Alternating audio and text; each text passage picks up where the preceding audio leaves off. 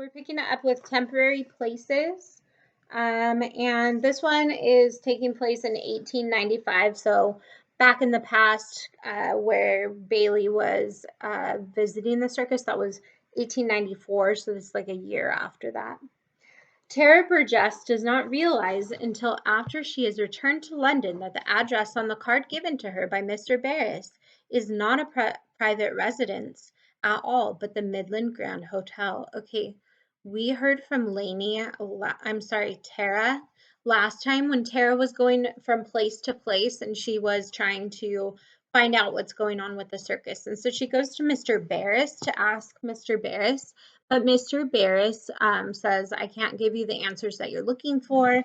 Here's a business card. Maybe this person can. And we figure that it is probably Alexander's business card that she's been given.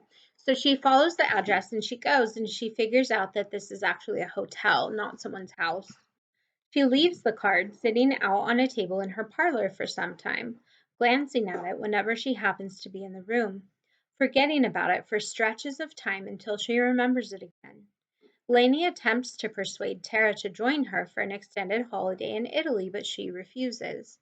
Tara tells her sister little about her visit to Vienna, saying only that Ethan asked after her. Lainey suggests that they might consider moving and perhaps they should discuss it further when she returns. Okay, so Lainey and Tara are both realizing that they are not getting any older. Tara is really, really bothered by this, whereas Lainey, she's not as bothered about it. She's like, well, maybe we should just move somewhere and then we'll be new to people and they won't notice that we're not aging. Lainey has like a more lighthearted approach with all this information, whereas Tara is very deeply disturbed by it. Tara only nods, giving her sister a warm embrace before Lainey departs. Alone in their townhouse, Tara wanders absently. She abandons half-read novels on chairs and tables. The invitations from Madame Padva to join her for tea or accompany her to the ballet are politely declined. She turns all of the mirrors in the house to face the walls. Those she cannot manage to turn, she covers with sheets so they sit like ghosts in empty rooms. She has trouble sleeping. One afternoon, after the card has sat patiently gathering dust for months, she picks it up and places it in her pocket, and she is out the door and on her way to the train before she can decide whether or not the idea is a good one. Okay, so Tara is all alone in their apartment and she's just wandering around. She'll start reading a book and then decide not to finish it. The really, really weird thing, though, is that she has taken all the mirrors in the house and either turned them around to face the wall or covered them with a white sheet. Okay, so this is how deeply it's disturbing her to see her face in the mirror and see that it's never changing or getting older. So one afternoon, she takes the card that Mr. Barris had given her and she is out the door. Tara has never visited the clock-topped hotel attached to St. Pancras Station, but it strikes her immediately as a temporary place. Despite the size and solidity of the building, it feels impermanent, populated by a constant stream of guests and travelers on their way to and from other locations, stopping only briefly before continuing to other destinations. She inquires at the desk, but they claim they have no such person listed as a guest.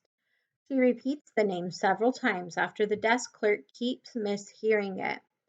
She tries more than one variation as the words on the card from Mr. Barris have been smudged and she cannot recall the proper pronunciation. The longer she stands there, the more unsure she becomes that she has ever even heard the smudged name on the card pronounced. Okay, so even with having his business card, his name, Alexander's name, is still really, really vague and mysterious. It's like she asks the girl at the front desk, "Do you have so and so here?" And the lady's like, "What? What did you say?"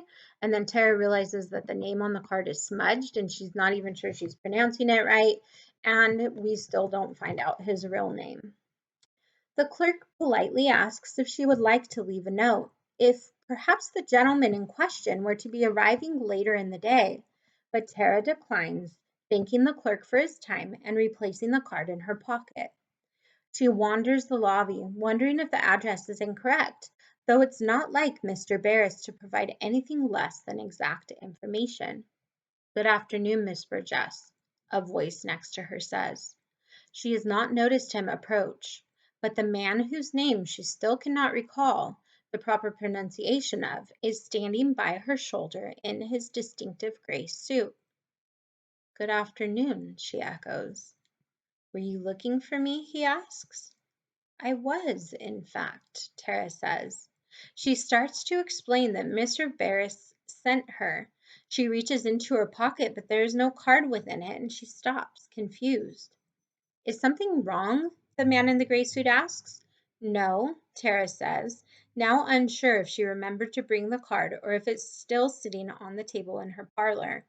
"I wanted to speak with you about the circus." Okay, that's really weird. She just had the card and she was using it to try to find out if he was staying here. We know she was just looking at the card.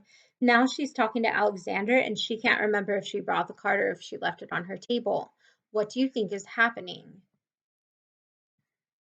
Okay, let's see. "I wanted to speak with you about the circus." "Very well," he says.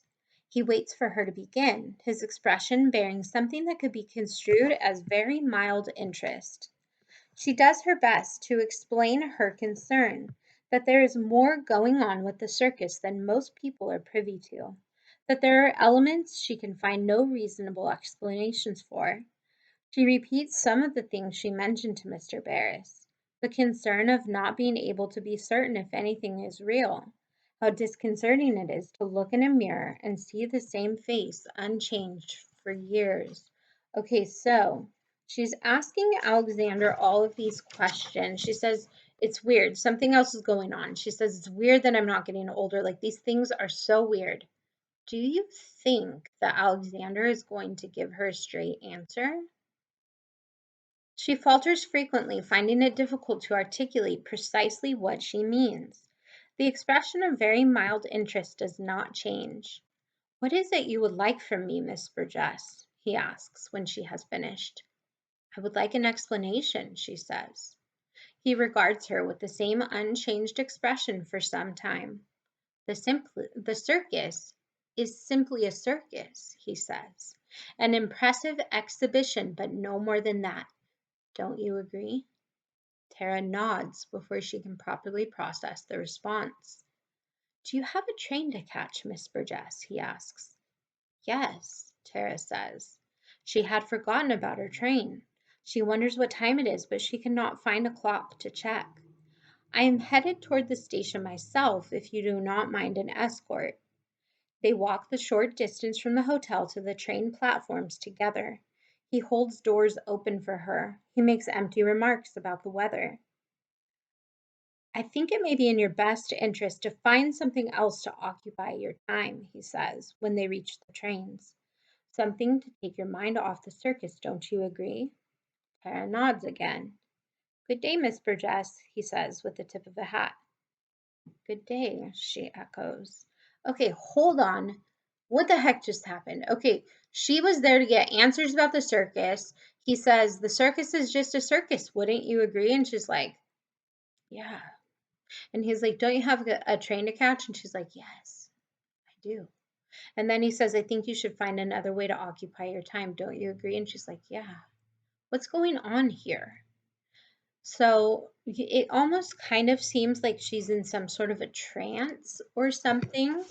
I guess that would make sense because we saw, like, back at the cafe when Isabel and Celia were sitting together, we saw how Celia was able to kind of like shield the table from the waitress being able to see it. It must be that, like, Alexander and Celia and Marco and probably Hector can kind of like, I don't know, like manipulate people's memories so they don't remember, like put a mental fog over the people they don't want to remember certain things.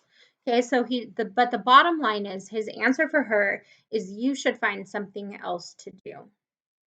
And so he's walking her to the train. He leaves her on the platform, and when she turns after him to see which way he went, the gray suit is nowhere to be found amongst the crowd. Tara stands near the edge of the platform waiting for her train. She cannot recall telling Mr. A.H. which train it was she would be taking, but he has deposited her on the proper platform nonetheless.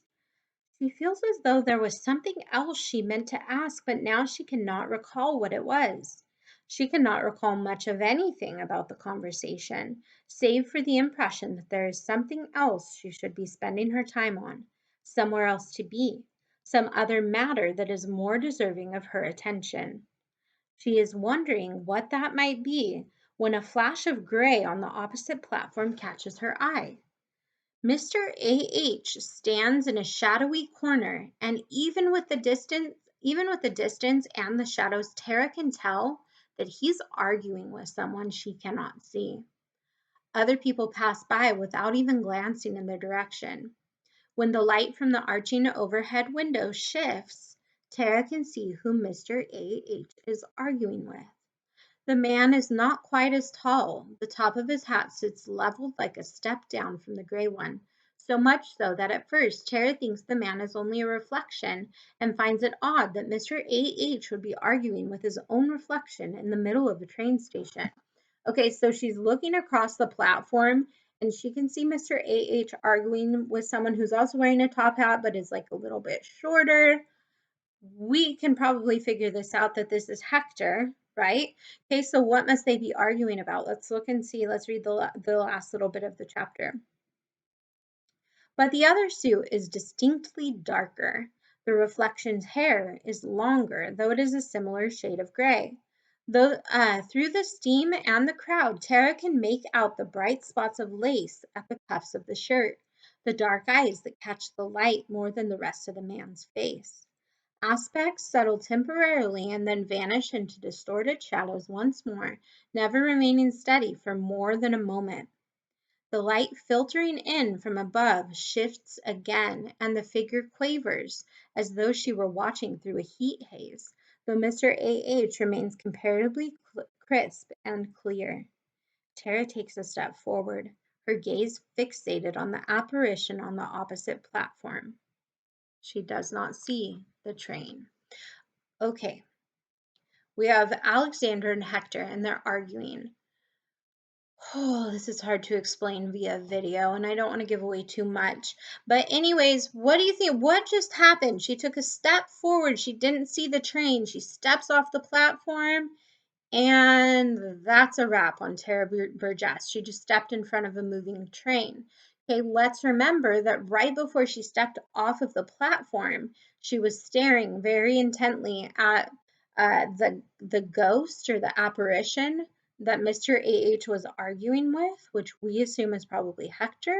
Okay, so she's looking at Hector and she just like subconsciously steps off the thing into the path of the moving train. And that, my friends, is how Tara Burgess dies. Good time.